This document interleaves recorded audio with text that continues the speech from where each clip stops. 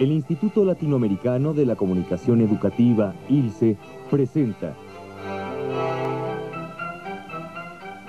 La lucha constitucionalista.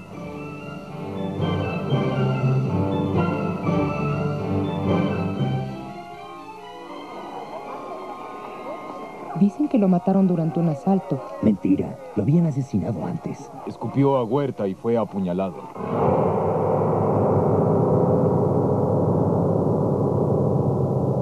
Huerta, eres un traidor. Hiciste creer a Madero que eras fiel contra sus enemigos y solo fue para aliarte con los de tu calaña porfirista como Félix Díaz. Huerta, perro faldero de los gringos.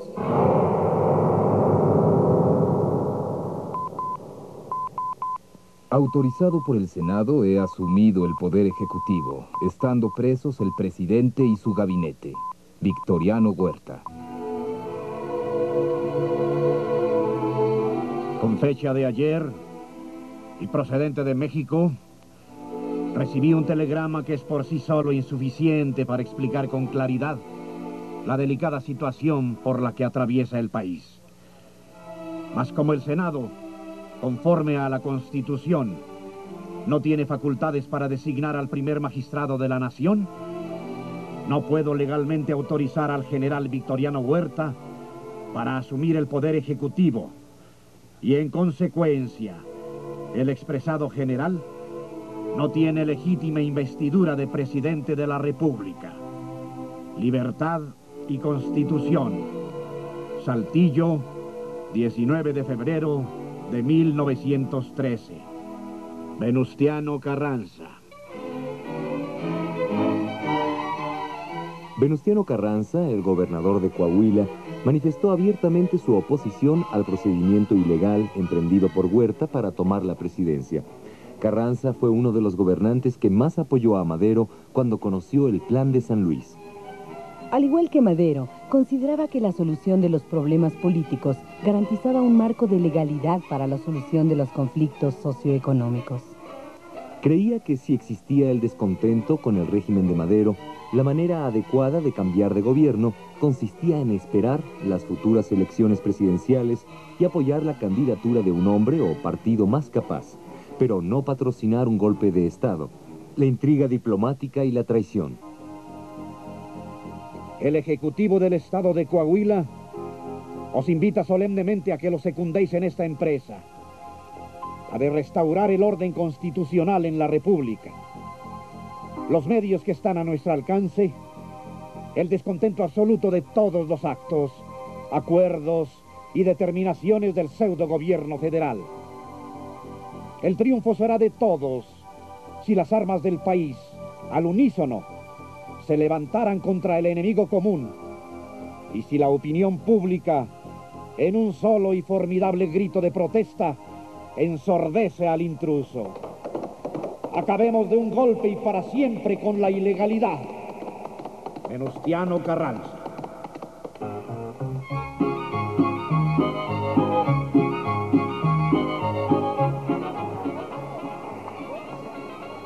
Yo me fui con mi ponciano a la bola. Primero seguimos al señor Madero y luego fuimos carrancistas. Carranza no reconoció al gobierno del asesino, por eso lo seguimos. No podíamos permitir que nos gobernara un tipo así. Entonces el pueblo tenía bien fajados los pantalones. Lo apoyamos desde Coahuila.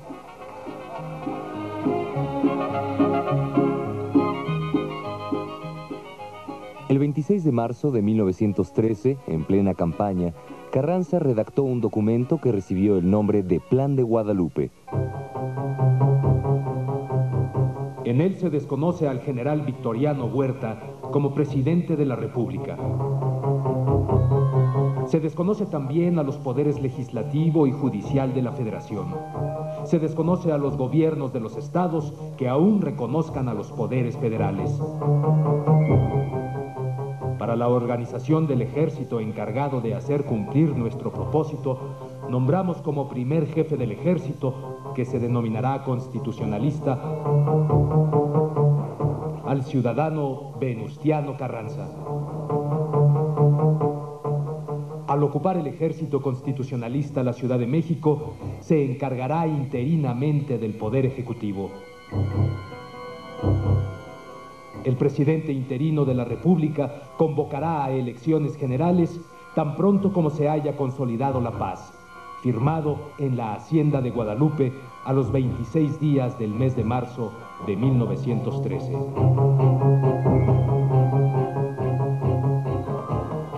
Se acordó incluir en el Plan de Guadalupe una cláusula que estipulaba que el constitucionalismo atendería las demandas de justicia social una vez que triunfara la revolución. Huerta, no te saldrás con la tuya. Acuérdate, al que a hierro mata, a hierro muere. ¿Quiénes ahora te apoyan? Puros catrines y rotos, los que se han robado la tierra. Los ricos te darán la espalda pronto. Te lo digo yo, por algo me llaman María Pistolas.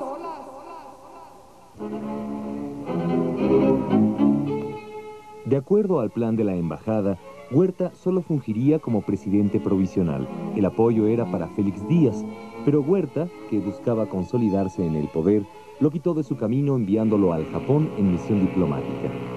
Otra de las medidas tomadas por Huerta, esta mucho más radical, consistió en disolver las cámaras y declararse depositario del poder legislativo, tanto como del ejecutivo. Quedó constituido el gobierno de Huerta como dictadura y como tal, gradualmente se fue militarizando, llegando al extremo de involucrar a la sociedad civil con objeto de hacer frente a la revolución constitucionalista. La desmedida ambición de Huerta era una lucha personal y no la de un sector bien definido. Se celebró en Monclova una alianza entre las facciones que desconocían a Huerta. Los revolucionarios de Sonora y las fuerzas de Villa acordaron su adhesión a los lineamientos del Plan de Guadalupe. Por lo tanto, el ejército constitucionalista quedó integrado en tres frentes: el ejército del norte, al mando de Villa; el ejército del noroeste, comandado por Obregón; y el ejército del noreste, con Pablo González. El Plan de Guadalupe es un llamado patriótico a todas las clases sociales. La lucha de clases. Opónganse las fuerzas que se opongan. Las nuevas ideas sociales tendrán que imponerse en nuestras masas. Y no es solo repartir las tierras y las riquezas nacionales. No es el sufragio efectivo. No es abrir más escuelas. No es igualar y repartir las riquezas. Es algo más grande y más sagrado. Es establecer la justicia. Es buscar la igualdad. Es la desaparición de los poderosos para establecer el equilibrio de la conciencia nacional.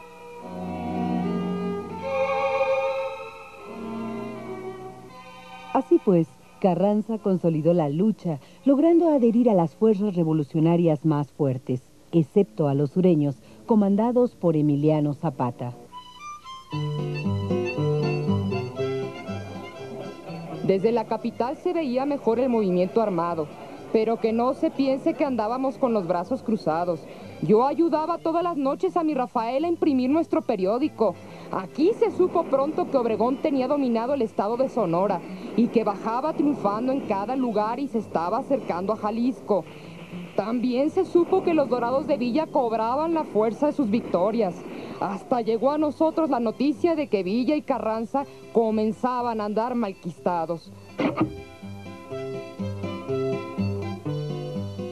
Victoriano Huerta, que había prometido acabar con la anarquía e imponer la paz, lo único que había logrado era generalizar el descontento. Las renuncias constantes de los miembros de su gabinete demostraban la inestabilidad de su gobierno. Por último, el cambio de gobierno de Estados Unidos fue desfavorable al gobierno de Huerta. De cómplice se volvió enemigo. Wilson no solo desconoció al gobierno instaurado en México, sino que también hizo que varios países lo secundaran. Finalmente, con el pretexto del arresto de unos marinos norteamericanos en Tampico, Wilson ordenó la intervención armada de los Estados Unidos en México en abril de 1914. Carranza buscó mediar la situación, procurando dejar bien clara su posición.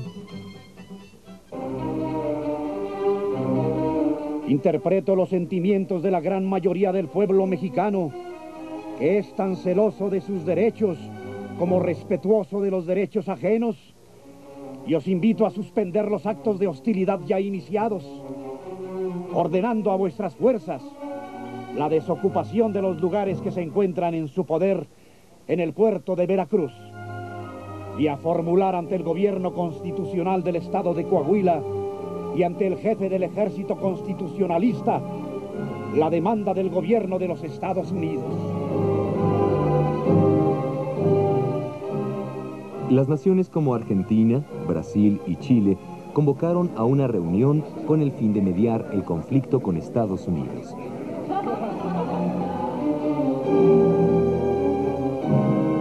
Cumple a mi deber de primer jefe del ejército constitucionalista declarar que se incurre en un gran error al intentar resolver problemas de gran trascendencia para el pueblo mexicano, que solo a los mexicanos corresponde resolver por el indiscutible derecho de su soberanía. La actitud de Carranza sentó precedentes para la futura política exterior de México. La Marina estadounidense se retiraría de México poco después de la caída de Huerta. Huerta abandonó el país el 14 de julio de 1914. Quedaría como gobernador provisional Francisco Carvajal, quien acordó con Obregón la entrega de la capital y de las tropas federales a los revolucionarios. El fin de la gesta constitucionalista quedó concluida con la firma de los tratados de Teoloyucan. Finalizado el capítulo correspondiente al obscuro gobierno de Huerta, quedaba pendiente resolver cuál sería el futuro del país, de acuerdo a lo establecido en el Plan de Guadalupe. Por lo pronto, la guerra continuaba.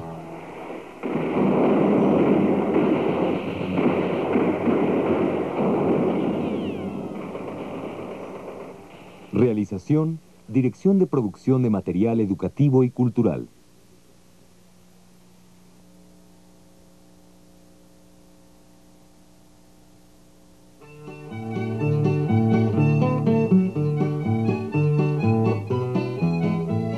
El Instituto Latinoamericano de la Comunicación Educativa, ILCE, presenta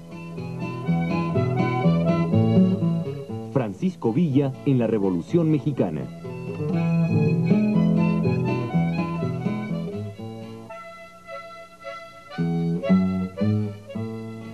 Yo lo conocí antes, mucho antes de que llegara a ser general. Le gustaba hacer justicia. Después fui uno de sus dorados. Él merecía nuestras vidas y muchos murieron a su servicio con el gusto de llegar al final valientemente. Tenía hombres que lo respaldaban y fama de rebelde. No crea que fue para otra cosa, que el señor Madero lo llamó para tirar a Díaz.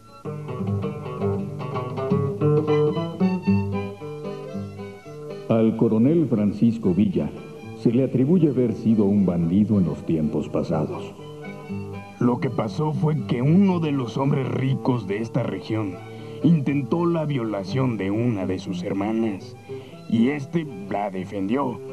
Como en México no existe justicia para los pobres, tuvo que huir y en muchas ocasiones defenderse de los rurales. Toda la población de Chihuahua sabe que nunca robó ni mató, sino cuando tuvo que acudir en legítima defensa. El gobierno federal le ha conferido el grado de coronel.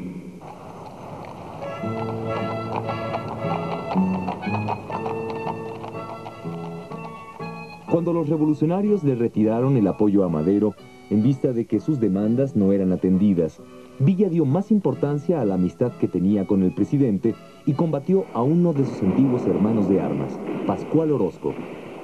Ahí estuvo a punto de perder la vida, pero no en manos del enemigo, sino del jefe de la campaña a la cual servía este. Era Victoriano Huerta.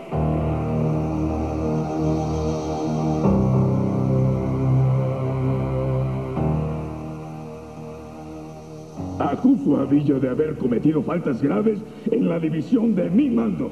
de haberse apoderado sin derecho alguno de bienes ajenos. A Villa le perdono la vida estando dentro del cuadro que debía fusilarlo.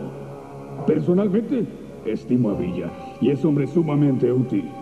Pero como general en jefe de división a mi mando, creo que es un hombre peligroso, ya que a cada paso tiende a relajar la disciplina.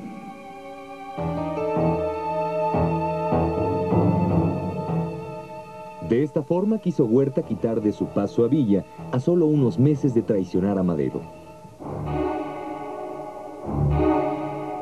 Villa, que se encontraba en El Paso, Texas, prófugo de la justicia, regresaría a México para vengar la muerte de Madero. En su camino, fue reclutando aliados hasta formar un pequeño contingente destinado a tirar al usurpador Victoriano Huerta. Villa se unió a Carranza a través del Plan de Guadalupe para integrar al ejército constitucionalista.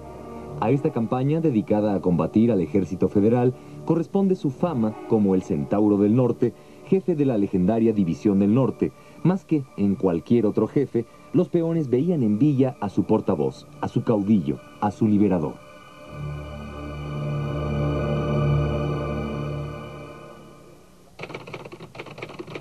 Villa es la revolución. Si muriera, estoy seguro de que los constitucionalistas no avanzarían más allá de Torreón en todo un año. Rodeaban las ciudades por más grandes que fueran. Inundaban las ciudades por más extensas. Se moría arrojando entre los borbotones de sangre gritos de entusiasmo. John Reed. Pero para Francisco Villa no todos los triunfos debían de centrarse en el aspecto militar. Él concebía la idea de que cada miembro de la tropa era un miembro del pueblo, más que un soldado. Y la idea se llevaba a la práctica cada vez que la División del Norte ocupaba una ciudad. Todos los miembros de la tropa, hombres y mujeres, se dedicaban a cualquier actividad civil, ya fuera agrícola o de otra índole. Cuando conquistó todo el estado de Chihuahua, fue proclamado gobernador. Durante su breve ejercicio como gobernador, Villa confiscó los bienes de los potentados, tesoros y fondos que utilizaba para hacer escuelas. Se ha dicho a menudo que Villa tuvo éxito porque disponía de consejeros educados. En realidad estaba solo. Los consejeros que tenía pasaban la mayor parte de su tiempo dando respuesta a sus preguntas impacientes y haciendo lo que él les decía que hicieran. Después que le era explicado el porqué de las cosas, le parecía que la mayor parte de las costumbres del gobierno eran innecesarias y enredosas. Cuando supo que no había moneda en circulación, Villa dijo: Si todo lo que se necesita es dinero, emitámoslo.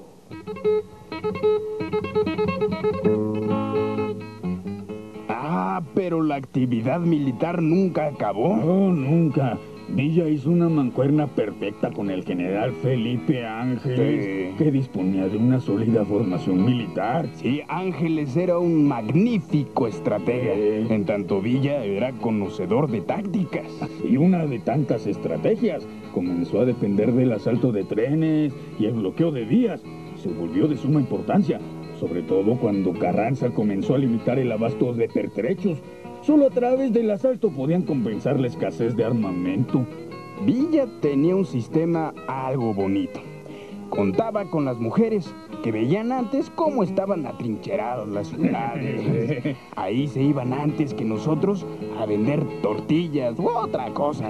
Cuando íbamos a tomar Torreón, llegaron y le dijeron a Villa: cuida a tu gente, están bien atrincherados. La verdad, otro general como Villa... No hubo. Nunca. No sé por qué Carranza no lo quería. En el mes de marzo de 1914, Carranza, preocupado porque Villa actuaba demasiado por su propia cuenta, se trasladó a Chihuahua para ejercer control. Se dejaron ver algunas discrepancias que no llegaron a más, pero las diferencias se agudizaron cuando se preparaba la toma de Zacatecas. Carranza decidió que el ataque fuera conducido por Pánfilo Natera, pero la incursión fracasó y se tuvo que pedir refuerzos. Carranza pidió a Villa que enviara 5.000 hombres de la División del Norte sin que él tomara parte de la batalla.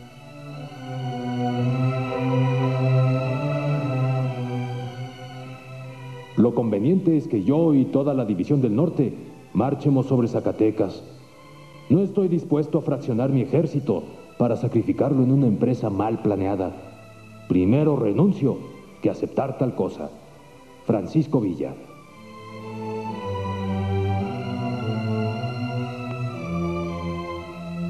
Carranza aceptó la renuncia y ordenó a los generales de la División del Norte que eligieran al nuevo general en jefe.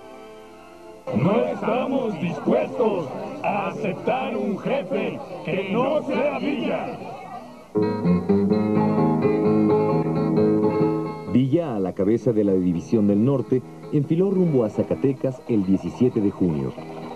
La caída de Zacatecas resultaba significativa, ya que anunciaba el fin del huertismo. Pero a los carrancistas también les preocupaba que Villa decidiera seguir avanzando, ya que ponía en peligro la toma de la Ciudad de México. Por ello, el general Álvaro Obregón, entre otros, promovió la reconciliación Villa-Carranza. Julio 5. Francisco Villa ha telegrafiado a esta población diciendo que allanó las diferencias que tenía con Carranza. El arreglo se hizo mediante la condición de dejar a Carranza la jefatura nominal de la revolución y ser Villa el encargado del orden militar.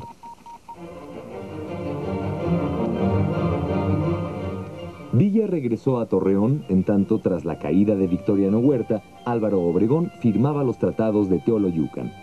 Tal como se había establecido en el Plan de Guadalupe, Carranza convocó a una asamblea donde se discutirían los proyectos socioeconómicos que se deberían de llevar a cabo, así como el asunto del nuevo gobierno.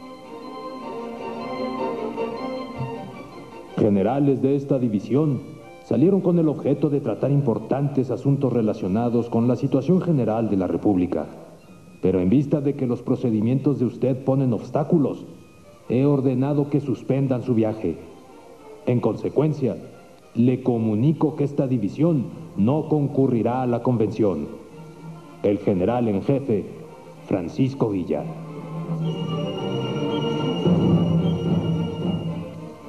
La ruptura entre Villa y Carranza ya era irrevocable. Los asistentes a la convención decidieron trasladarla a Aguascalientes, a fin de que pudieran asistir todos los jefes revolucionarios. Por iniciativa del general Felipe Ángeles, fueron invitados los zapatistas, a la que se habría de llamar Soberana Convención de Aguascalientes. Ahí se desconoció al Plan de Guadalupe y se nombró como presidente interino a Eulalio Gutiérrez. Villa se une con Zapata para hacer un solo frente, el convencionista. Carranza se retiró con sus seguidores a Veracruz y el 6 de diciembre de 1914 entraron a la Ciudad de México Villa y Zapata. Hecho excepcional en la historia, el auténtico poder militar tomó las riendas del país. Los integrantes son los mejores representantes del pueblo en armas. Las demandas del pueblo al fin iban a ser atendidas. Los debates entre los delegados villistas y zapatistas además influyeron directamente en las tendencias que poco después adoptaron los constitucionalistas. Carranza, asesorado por Luis Cabrera, expidió una ley agraria y Obregón lograba volcar el apoyo de los obreros hacia el constitucionalista. Gran cantidad de campesinos apostaron por el caballo de Carranza, quien había dado el primer paso en la reforma agraria. Con este hecho fundamental comenzaba la victoria ideológica del primer jefe sobre Villa y Zapata. La victoria militar de los constitucionalistas no se hizo esperar, y en abril de 1915, Obregón derrota a las fuerzas villistas en Celaya, y el 2 de agosto del mismo año, las fuerzas constitucionalistas se apoderan de la Ciudad de México. Ahora, el panorama político era otro. El movimiento revolucionario de Agua Prieta había triunfado. Venustiano Carranza había sido asesinado y don Adolfo de la Huerta había rendido la protesta de ley como presidente interino de la República. El general Villa depone las armas para retirarse a la vida privada. El Ejecutivo de Ley entregará los títulos de la hacienda de Canutillo, donde deberá fijar su residencia. El general Villa protestó bajo palabra de honor no tomar las armas contra el gobierno constituido. Villa se entregó a su vida nueva. Pareciera que habían quedado muy atrás sus todavía recientes años de guerrillero, en los que dio problemas a los norteamericanos y a los constitucionalistas. Resultaba imposible poderlo apaciguar. Activo y dinámico como siempre, Villa, ahora convertido en hombre de negocios agrícolas, había cambiado el caballo por el automóvil. ¡Viva Villa!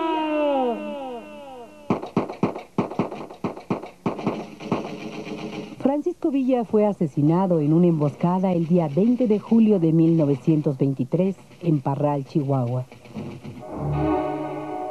La influencia de Villa no había dejado de tener peso y a su fuerza todavía se le temía. Bastó con que hiciera unas declaraciones a favor de Adolfo de la Huerta para que lo mandaran matar.